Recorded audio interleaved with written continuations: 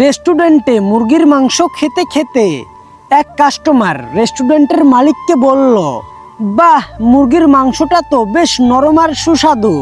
হবে না কেন স্যার পোষা মুরগি, আর রোজ কাজু কিশমিশ খাওয়াই। কি, মুরগিকে কাজু কিশমিশ?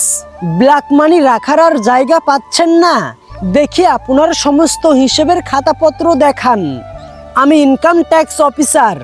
কাস্টমার মুরগির মাংসের দাম তো দিলেন না, উল্টো 2000 টাকা পকেটে পুরে চলে গেলেন।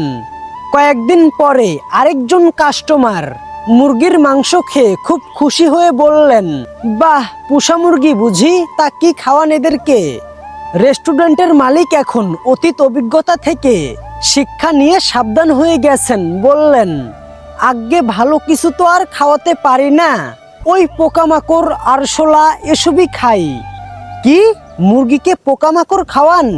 জানেন আমি পুলিশের লোক, এই কথা যদি আমি থানাতে জানাই তাহলে আপনার ভিটেতে মুরগির বদলে ঘুঘু চড়বে। এবারও আরো 2000 টাকা গেল মালিকের।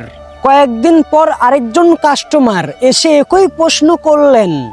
রেস্টুরেন্টের মালিক সোজা সাপটা উত্তর দিলেন, আসলে ঠিক বলতে পারবো না স্যার, রোজ সকালে মুরগির হাতে 5 টাকা করে দিয়ে দিই, কে কি কিনে খাই জানি না।